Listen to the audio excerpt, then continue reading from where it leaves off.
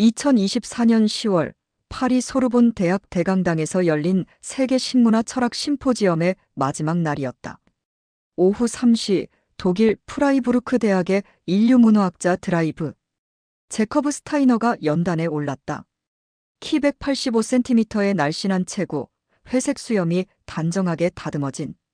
그는 언제나처럼 차분한 목소리로 발표를 시작했다. 식기는 단순한 도구가 아닙니다. 그것은 한 문명의 철학이자 정체성입니다. 청중들은 고개를 끄덕였다. 지난 3일간 세계 각국의 학자들이 발표한 내용들과 크게 다르지 않은 시작이었다. 하지만 야콥의 다음 말은 강당을 얼어붙게 만들었다. 젓가락은 인류 식문화의 퇴보입니다. 손의 능력을 제한하고 음식과의 거리를 만드는 비효율적인 도구에 불과합니다. 600여 명의 청중 사이로 웅성거림이 퍼졌다. 특히 중국과 일본에서 온 학자들의 얼굴이 일그러졌다. 베이징 대학의 리뇌이 교수가 자리에서 일어나 항의의 뜻을 표했지만 야콥은 냉정하게 계속했다. 포크는 음식을 고정시키고 나이프는 정확히 자릅니다. 숟가락은 액체를 효율적으로 떠냅니다. 하지만 젓가락은 무엇을 하나요? 2개의 막대기로 짚는 것뿐입니다. 그것도 완벽하지 못하게. 도쿄대학의 사토 야스이로 교수가 마이크를 잡았다. 슈타이너 박사님, 젓가락은 2000년의 역사를 가진 문화입니다. 섬세함과 절제의 미학이 담겨 있어요. 미학이요? 야콥이 비웃듯 고개를 저었다. 문화적 미학은 있을지 모르지만 기능적 효율은 없습니다. 한 번에 집을 수 있는 양도 제한되고 액체는 아예 다룰 수 없죠. 이때 한 기자가 질문했다. 한국도 젓가락을 사용하는 국가 아닌가요? 야콥은 잠시 멈칫했다. 그리고는 어깨를 으쓱했다. 한국은? 글쎄요.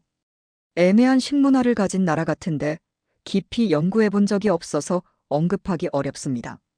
이 한마디가 화근이었다. 중국과 일본 학자들의 분노도 거셌지만 한국 언론의 반응은 더욱 격렬했다. 젓가락 문명에 대한 유럽 지식인의 도전이라는 제목으로 각종 신문과 방송이 이 소식을 다뤘다. 특히 한국은 애매한 식문화라는 표현이 논란의 중심에 섰다. 심포지엄 이후 야콥은 호텔 로비에서 기자들에게 둘러싸였다. 한국을 언급하지 않은 이유가 뭔가요? 라는 질문에 그는 담담히 답했다. 연구하지 않은 것에 대해 함부로 말할 수는 없죠. 하지만 제가 아는 바로는 한국은 젓가락만 쓰는 것도 아니고 서구식 포크를 완전히 받아들인 것도 아닌 그런 상태 같습니다. 독일 프라이부르크 대학 인류문화학과 건물 3층 야콥 슈타이너의 연구실은 그의 철학을 고스란히 보여주는 공간이었다. 벽면 전체를 차지한 서가에는 세계 각국의 식문화 관련 서적들이 빼곡히 꽂혀 있었고 한쪽 벽에는 각종 식기들이 전시되어 있었다. 로마 시대의 청동 숟가락, 중세 유럽의 나무 포크, 18세기 은으로 만든 나이프 세트, 그리고 인도의 손 식문화를 보여주는 바나나 잎 접시들까지. 하지만 젓가락은 단 한 쌍만이 유리 케이스 속에 전시되어 있었다. 중국산으로 보이는 검은 칠기 젓가락이었다. 이것만 봐도 알 수 있지 않나요? 파리에서 돌아온 야콥이 연구실을 찾은 동료 교수 마르틴 뮬러에게 말했다. 포크, 나이프, 숟가락은 각각 고유한 기능이 있어요. 찌르고 자르고 뜨는 것. 명확하죠. 하지만 젓가락은 그냥 짚는 것뿐이에요. 마르틴이 젓가락을 들어보며 말했다. 그래도 아시아 수십억 인구가 수천 년간 써왔는데 그것이 바로 문제입니다. 야콥이 단호하게 잘라 말했다. 관습이 효율을 이긴 케이스죠. 문명의 발전이란 더 나은 도구를 선택하는 것인데 아시아는 전통에 매몰되어 있어요. 야콥의 책상 위에는 그가 10년간 연구해온 식기 효율성 지수 자료들이 쌓여 있었다. 그는 마르틴에게 그래프 하나를 보여주었다. 보세요. 고체 음식을 입으로 옮기는데 걸리는 시간, 액체를 섭취하는 효율성, 음식을 자르는 정확도. 모든 면에서 서구식 식기가 우월합니다. 하지만 문화적 가치는 어떻게 측정하죠? 문화적 가치? 야콥이 코웃음을 쳤다. 문화란 효율성 위에서 꼽히는 것이에요. 비효율적인 도구에 억지로 의미를 부여하는 것은 문화가 아니라 고집입니다. 연구실 한편에는 야콥이 세계 각국에서 수집한 식문화 자료들이 정리되어 있었다. 유럽, 아메리카, 아프리카, 중동. 하지만 한국 관련 자료는 찾아보기 어려웠다. 한국은 정말 연구한 적이 없나요? 마르틴이 물었다. 몇 번 자료를 찾아본 적은 있어요. 하지만 뭔가 애매하더라고요. 젓가락도 쓰고 숟가락도 쓰고 정체성이 없어 보였어요. 야콥은 컴퓨터를 켜서 한국 식문화 관련 사진들을 보여주었다. 보세요. 이 사진만 봐도 알 수 있잖아요. 젓가락, 숟가락, 심지어 포크까지. 뭐가 뭔지 모르겠어요. 그런데 이번 파리 발언 이후로 한국에서 반응이 거세던데요. 야콥이 어깨를 으쓱했다. 예상했던 일이에요. 비판받을 때 사람들은 감정적으로 반응하죠. 하지만 학문은 감정이 아니라 사실에 기반해야 합니다. 그는 젓가락을 다시 집어들며 중얼거렸다. 문화적 미학은 있을지 모르지만 기능은 없다. 특히 한국은 그것을 무비판적으로 수용했을 뿐이죠. 야콥의 파리 발언이 알려지자 아시아 각국의 반응은 즉각적이었다. 중국의 인민일보는 서구 중심적 오만의 극치라는 제목의 사설을 실었고, 일본의 아사히 신문은 젓가락 문화에 대한 무지한 도발이라고 비판했다. 베이징 대학의 린웨이 교수는 자신의 논문을 통해 반박했다. 젓가락은 단순한 도구가 아니다. 그것은 음식에 대한 존중, 자연과의 조화, 그리고 절제의 미학을 담고 있다. 서구의 공격적인 식사 방식과는 근본적으로 다른 철학이다. 도쿄 대학의 사토 교수도 가세했다. 젓가락의 효율성은 속도가 아니라 정확성에 있다. 생선의 가시를 발라내고 두부를 부드럽게 집어올리는 섬세함을 포크로 할 수 있는가? 하지만 정작 한국의 반응은 달랐다. 분노보다는 당황스러움이 컸다. 왜 우리를 거론조차 안 했냐는 반응이 대부분이었다. 서울대학교 인류학과의 김민수 교수는 한 방송 인터뷰에서 말했다. 한국이 애매한 식문화라는 표현에 황당함을 느낍니다. 우리나라만큼 독특하고 체계적인 식문화를 가진 나라가 또 있을까요? 연세대학교의 박영애 교수도 가세했다. 젓가락과 숟가락을 동시에 사용하는 것은 비효율이 아니라 최적화입니다. 각 도구의 장점을 살린 합리적 선택이죠. 하지만 야콥의 반응은 차가웠다. 독일의 한 일간지와의 인터뷰에서 그는 이렇게 말했다. 한국의 반응을 보니 더욱 확신이 서네요. 한국은 젓가락만 쓰는 것도 포크를 쓰는 것도 아닌 미지의 혼종일 뿐입니다.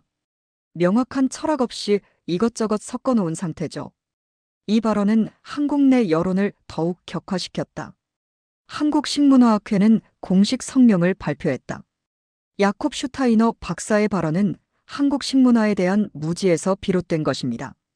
우리는 그가 직접 한국을 방문하여 우리 문화를 체험해 볼 것을 제안합니다. 이 소식이 전해지자 독일 현지에서도 논란이 일었다.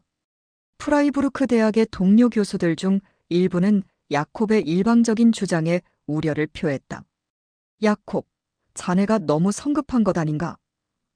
철학과의 한스 바그너 교수가 조심스럽게 말했다. 실제로 그 문화를 경험해보지도 않고 판단하는 것은 경험. 야콥이 반문했다. 학문에서 중요한 것은 객관적 분석이에요. 감정적 경험이 아니라.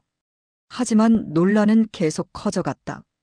심지어 독일 내 한국계 커뮤니티에서도 항해 시위가 벌어졌다.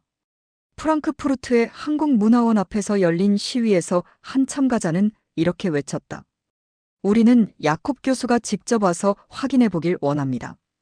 한국의 식문화가 정말 애매한 혼종인지 말이에요. 논란이 계속되자 국제적인 학술기구들도 관심을 보이기 시작했다. 스위스 제네바에 본부를 둔 세계식문화연구재단의 사무총장 안토니오 로시가 직접 나섰다. 실증 없이 단정 짓는 것은 과학이 아닙니다. 슈타이너 박사의 주장이 맞는지 틀리는지는 직접 현지 연구를 통해 확인해야 할 문제입니다. 로시 사무총장은 야콥에게 연락을 취했다. 그는 재단의 예산으로 야콥의 한국 현지 연구를 지원하겠다고 제안했다. 박사님의 주장이 학계에 큰 파장을 일으키고 있습니다. 이제 그 주장을 입증할 시간입니다. 야콥은 처음에 주저했다. 굳이 현지에 가야 할 이유가 있나요? 이미 충분한 자료가 있는데. 하지만 박사님도 인정하셨잖아요. 한국에 대해서는 깊이 연구해 본 적이 없다고. 로시의 말에 야콥은 잠시 생각에 잠겼다. 그의 학자적 양심이 꿈틀거렸다. 아무리 확신이 있어도 직접 확인해 보지 않고 단정하는 것은 학문적으로 옳지 않았다. 좋습니다. 야콥이 마침내 결정을 내렸다. 내가 직접 확인하러 가겠습니다. 젓가락 문명의 비효율을. 재단은 즉시 한국 방문 프로그램을 준비했다. 서울대학교 한국학중앙연구원 그리고 궁중음식연구원과의 협력을 통해 체계적인 연구 일정을 짰다. 야콥은 출발 전 마지막 인터뷰에서 자신의 입장을 재확인했다. 한국이 정말로 독특한 식문화를 가지고 있다면 인정하겠습니다. 하지만 제 가설은 변하지 않아요. 젓가락은 비효율적이고 한국의 식문화는 명확한 철학 없는 혼재 상태일 것입니다. 독일 언론들도 이 방문에 주목했다. 디 벨트는 사설에서 슈타이너 교수의 한국 방문은 단순한 학술 연구를 넘어선 동서양 문명, 대화의 상징적 의미를 갖는다고 평했다. 한편 한국에서도 야콥의 방문 소식이 알려지자 다양한 반응이 나왔다. 일부는 오만한 서구학자를 제대로 깨우쳐주자는 반응을 보였고, 다른 일부는 이번 기회에 우리 문화의 우수성을 제대로 알리자는 입장을 보였다. 서울시는 야콥의 방문을 계기로 한국식문화 국제심포지엄을 개최하기로 했다. 시 관계자는 이번 방문이 한국 식문화를 세계에 알리는 좋은 기회가 될 것이라고 말했다. 2024년 11월 15일 오후 2시 인천국제공항 입국장. 야콥 슈타이너가 수화물을 끌며 나오자 한 여성이 그에게 다가왔다. 슈타이너 박사님이시죠? 안녕하세요, 한민정입니다. 30대 초반으로 보이는 여성이었다. 깔끔하게 묶은 머리, 절제된 화장, 그리고 무엇보다 차분하고 논리적인 인상이 야콥의 눈에 들어왔다. 아, 통역사분이군요. 야콥이 독일어로 인사하자 민정이 완벽한 독일어로 답했다. 저는 단순한 통역사가 아닙니다. 서울대학교에서 비교문화학 박사과정을 밟고 있어요. 박사님의 연구에 동행하면서 한국 문화를 안내하는 역할을 맡았습니다. 공항에서 서울 시내로 향하는 차 안에서 민정은 야콥에게 앞으로의 일정을 설명했다. 첫째 날은 일반 가정식, 둘째 날은 전통 한정식, 셋째 날은 궁중음식, 그리고 마지막에는 산골 농가 체험도 예정되어 있습니다. 흥미롭군요. 야콥이 창밖을 보며 말했다. 하지만 저는 이미 결론을 내린 상태입니다. 한국은 젓가락만 쓰지 않는다고 들었는데 그렇다면 한국은 젓가락만 쓰지 않습니다. 민정이 조용히 끼어들었다. 하지만 그것이 비효율을 의미하지는 않아요. 야콥이 민정을 다시 보았다. 그녀의 목소리에는 감정적인 격앙이 아니라 차분한 확신이 담겨 있었다. 그럼 뭘 의미하죠? 최적화를 의미합니다. 각 음식의 특성에 맞는 최적의 도구를 선택하는 것이죠. 그러니까 모호하다는 거 아닙니까? 철학 없는 실용주의. 민정이 미소를 지었다. 철학이 없다고 생각하시는군요. 하지만 박사님이 며칠만 체험해 보시면 생각이 바뀔 거예요. 야콥은 고개를 저었다. 저는 10년간 식문화를 연구해 왔습니다. 며칠의 경험으로 학문적 결론이 바뀌지는 않아요. 그렇다면 도전해 보시죠. 민정의 눈에 장난스러운 빛이 스쳤다.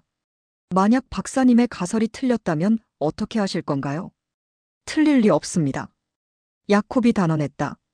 하지만 정말 만약 제가 틀렸다면 공개적으로 인정하겠습니다. 호텔에 체크인한 후 민정은 야콥에게 작은 선물을 건넸다. 나무 상자 안에는 한국 전통 녹그릇 세트가 들어 있었다. 숟가락, 젓가락, 그리고 작은 접시들이었다. 이건 뭐죠? 박사님이 앞으로 며칠간 사용하실 식기입니다. 한국인이 실제로 사용하는 것과 똑같은 것이에요. 야콥이 젓가락을 들어보았다. 독일에서 본 것보다 훨씬 가늘고 금속으로 되어 있었다. 금속 젓가락이군요.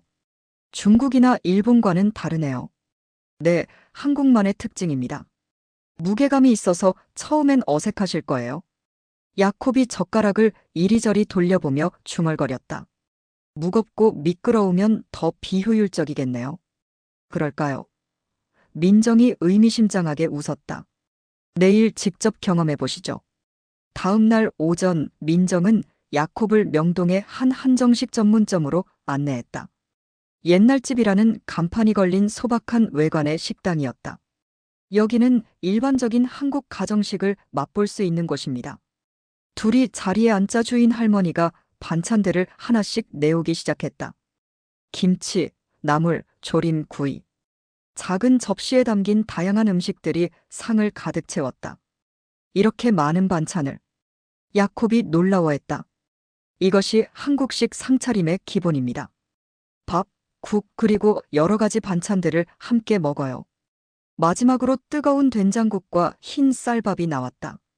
야콥은 앞에 놓인 젓가락과 숟가락을 번갈아 보았다. 어떤 것부터 써야 하죠? 자연스럽게 드시면 됩니다.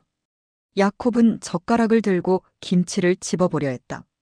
하지만 금속 젓가락은 그가 익숙한 것보다 훨씬 미끄러웠고 김치는 계속 떨어졌다. 어렵네요. 천천히 하세요. 한국인도 어릴 때는 다 그래요. 몇 번의 시도 끝에 야콥은 김치를 입에 넣을 수 있었다.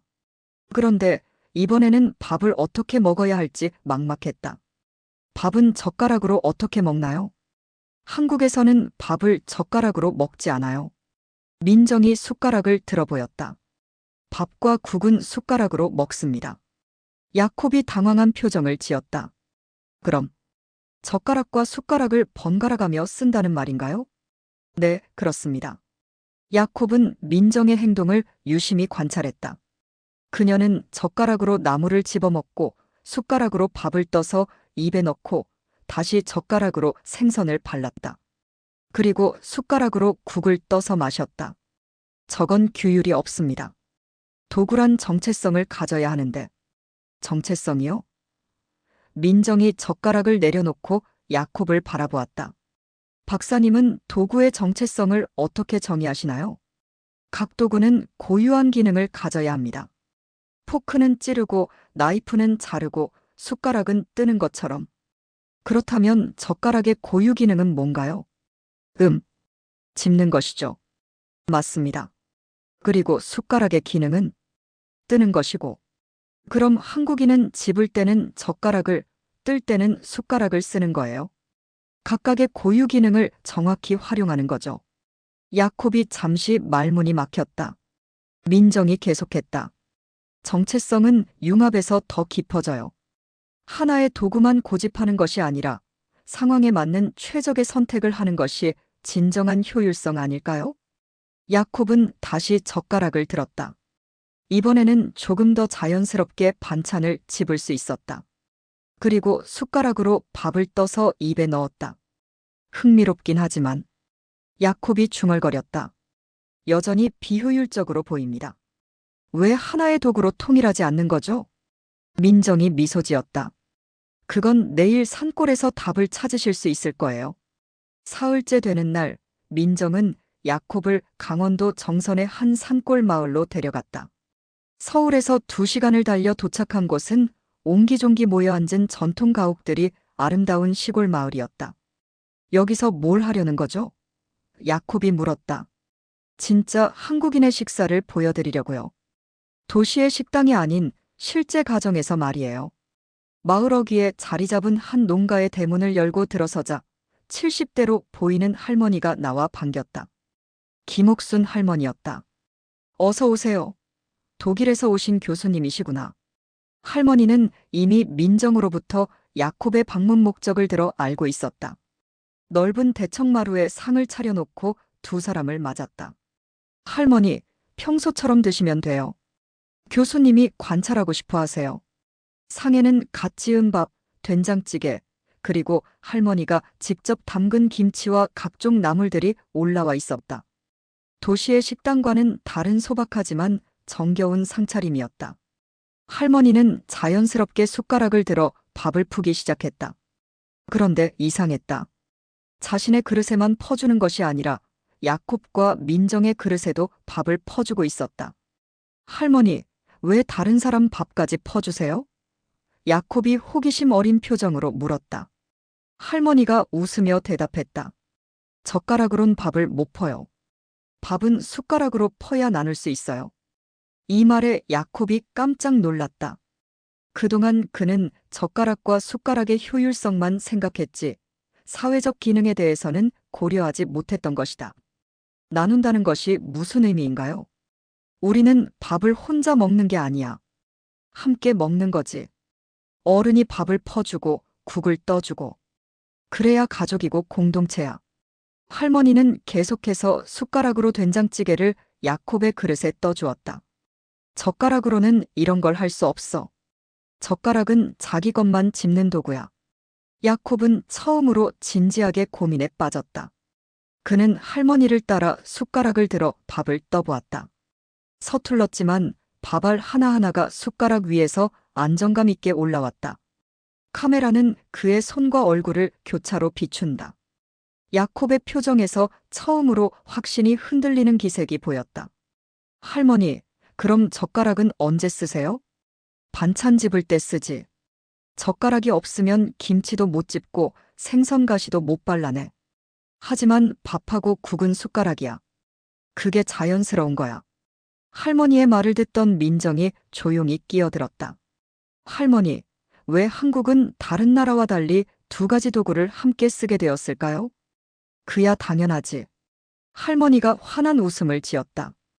밥은 우리가 함께 나눠 먹는 거고 반찬은 각자 집어먹는 거니까. 도구도 그에 맞게 생긴 거야. 야콥이 젓가락을 들어 김치를 집어보았다. 처음보다는 훨씬 자연스러워졌다. 그리고 숟가락으로 밥을 떠서 입에 넣었다. 두 동작이 자연스럽게 연결되었다. 야콥이 중얼거렸다. 생각보다 자연스럽네요. 그렇지? 할머니가 기뻐했다. 처음엔 어색해도 금방 익숙해져. 몸이 기억하는 거야. 식사를 마친 후 할머니는 야콥에게 직접 밥을 퍼보라고 했다. 야콥은 조심스럽게 숟가락을 들어 할머니와 민정의 그릇에 밥을 퍼주었다. 어때요? 어색하지 않죠? 민정이 물었다. 네. 예상보다 자연스럽습니다. 야콥이 인정했다. 그런데 여전히 궁금한 게 있어요. 왜 금속 젓가락을 쓰죠? 나무나 대나무가 더 쉬울 텐데. 할머니가 웃었다. 우리 조상들이 똑똑했어. 금속 젓가락은 독을 감별할 수 있거든. 그리고 오래 써도 닳지 않아. 처음엔 어려워도 익숙해지면 더 정확해. 독을 감별한다고요? 은젓가락은 독이 있으면 색이 변해.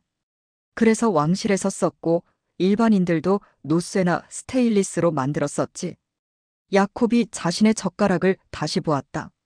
단순히 효율성만의 문제가 아니었다. 안전성, 내구성, 그리고 상징성까지 고려된 선택이었던 것이다. 넷째 날, 민정은 야콥을 한국의 궁중음식연구원으로 안내했다. 경복궁 근처에 위치한 이곳은 조선 왕조의 전통 음식 문화를 연구하고 보존하는 곳이었다. 연구원장인 윤숙자 박사가 두 사람을 맞았다. 어서 오세요, 슈타이너 박사님. 한국의 가장 정교한 식문화를 보여드리겠습니다. 궁중음식 전시실에는 화려하고 정교한 음식들의 모형이 전시되어 있었다. 구절판, 신선로, 떡갈비. 하나하나가 예술품처럼 아름다웠다. 이 모든 음식을 젓가락만으로 드시나요? 야콥이 물었다. 네, 궁중에서는 젓가락의 사용에 매우 엄격한 규칙이 있었습니다. 하지만 그 제약 속에서 더욱 정교한 기술이 발달했죠. 윤 박사는 야콥을 실습실로 안내했다.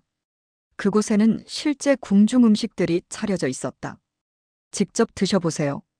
하지만 규칙이 있습니다. 음식을 흐트리지 말고 정확히 집어야 해요.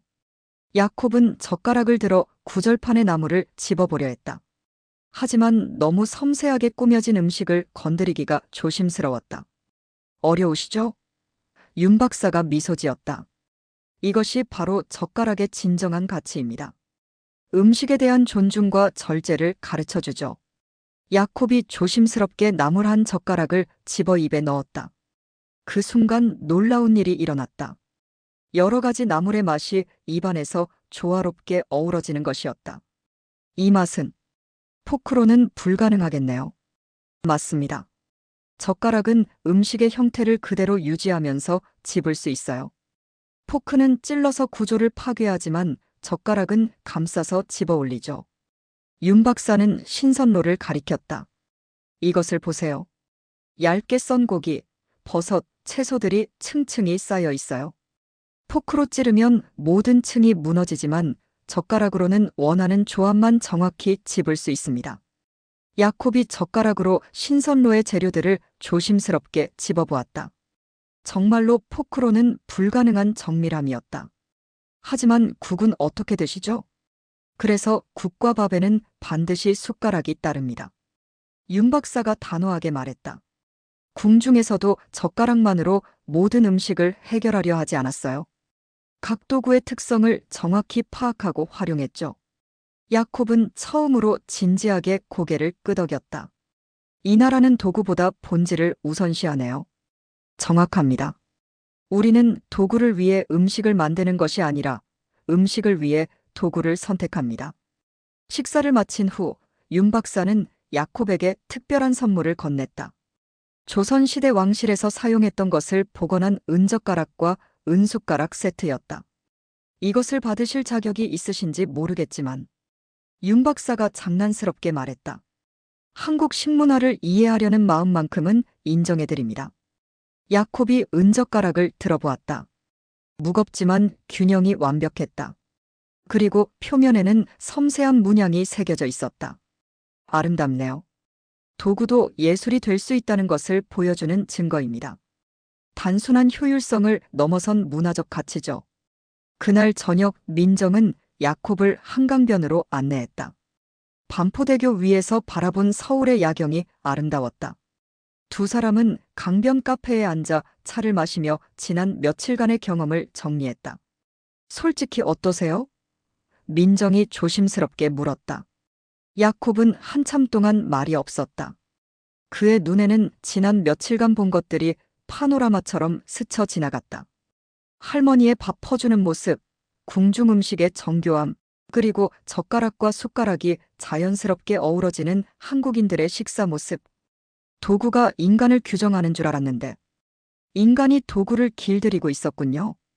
민정이 미소를 지었다. 그게 바로 한국 문화의 특징이에요. 하나의 원칙에 고집하지 않고 상황에 맞게 유연하게 적응하는 것. 하지만 그것이 일관성 없음을 의미하지는 않나요? 아니에요. 오히려 더 깊은 일관성이 있어요. 최적화라는 일관성 말이에요. 야콥이 찻잔을 들고 한 모금 마셨다. 최적화. 네. 한국인은 밥을 먹을 때 가장 효율적인 도구인 숟가락을 쓰고 반찬을 집을 때는 가장 정확한 도구인 젓가락을 써요. 하나를 고집하지 않고 상황에 맞는 최선을 선택하는 거죠. 그럼 서구식 포크와 나이프는 어떻게 평가하세요? 민정이 잠시 생각했다. 훌륭한 도구예요. 고기를 자르고 고정시키는 데는 최고죠. 하지만 밥을 뜨거나 국을 마시기에는 부적절해요. 그래서 한국인들이 서구 음식을 먹을 때는 포크와 나이프를 쓰는 거군요. 정확해요. 음식에 맞는 도구를 선택하는 것이 진정한 효율성이라고 생각해요. 야콥이 한강을 바라보며 말했다. 제가 너무 편협했던 것 같습니다. 효율성을 너무 단순하게 생각했어요. 숟가락은 따뜻해요. 민정이 갑자기 말했다. 네. 숟가락은 따뜻해요. 국을 같이 나눠 먹을 수 있잖아요. 젓가락은 정확해요. 원하는 것만 정확히 집을 수 있어요. 둘 다 필요한 거예요. 야콥이 민정을 바라보았다. 그녀의 말에는 깊은 철학이 담겨 있었다. 그럼 한국 문화는 배타적이지 않다는 말씀인가요? 네. 우리는 좋은 것은 받아들이고 우리만의 것과 조화시켜요. 그것이 한국적 사고방식이에요. 흥미롭네요. 저는 독일에서 체계와 일관성을 중시하도록 교육받았거든요. 체계와 일관성도 중요해요. 하지만 경직되면 안 되죠. 한국의 젓가락과 숟가락 문화는 체계적이면서도 유연해요. 야콥이 고개를 끄덕였다. 점점 이해가 되네요. 하지만 여전히 의문이 있어요. 이런 복합적인 시스템이 정말 효율적일까요? 민정이 웃었다. 내일 마지막 체험을 해보시면 확실히 아실 거예요. 한국에서의 일주일이 지나고 야콥은 독일로 돌아왔다. 프라이부르크 대학 연구실에 다시 앉은 그는 한동안 멍하니 벽을 바라보았다. 벽에 걸린 젓가락 한 쌍이 이전과는 다르게 보였다. 책상 위에는 한국에서 가져온 선물들이 놓여 있었다. 할머니가 주신 녹그릇, 궁중음식연구원에서 받은 은젓가락 세트, 그리고 민정이 마지막에 건넨 한국 전통 상차림 사진들. 어떠셨어요? 동료 교수 마르틴이 연구실을 찾아와 물었다. 야콥은 한참 동안 대답하지 않았다. 그리고는 책상 위에 한국산 숟가락을 들어 보였다. 이것이 단순한 도구가 아니었습니다. 무슨 뜻이죠? 저는 그동안 도구의 물리적 효율성만 봤어요. 하지만 문화적 효율성, 사회적 효율성을 놓쳤습니다. 야콥은 마르틴에게 한국에서의 경험을 들려주었다. 할머니가 밥을 퍼주던 모습, 궁중음식의 정교함, 그리고 젓가락과 숟가락이 조화롭게 사용되는 모습. 그래서 결론이 뭔가요? 마르틴이 궁금해했다. 야콥이 컴퓨터를 켜고 새 문서를 열었다. 제목을 입력하기 시작했다. 숟가락과 젓가락의 유연성 마이너스 문명과 감각의 재조명.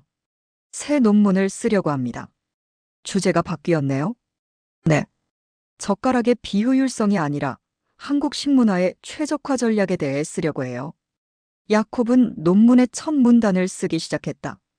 문명의 발전은 단일한 도구의 완성도가 아니라 다양한 도구들의 조화로운 활용에서 나타난다.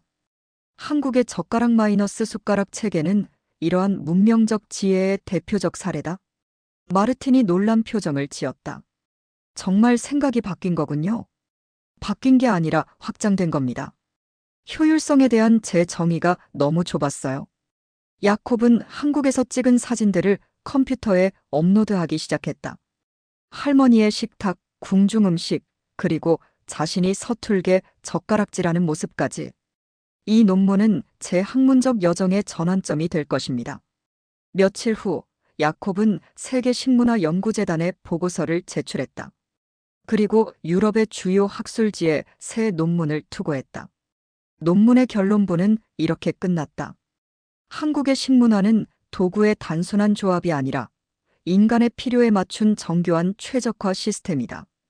젓가락의 정밀함과 숟가락의 포용성이 조화를 이룰 때 우리는 진정한 문명적 효율성을 발견할 수 있다. 문명이란 손의 효율이 아니라 마음의 확장이다. 6개월 후 야콥의 논문 숟가락의 유연성이 국제인류학 저널에 발표되었다.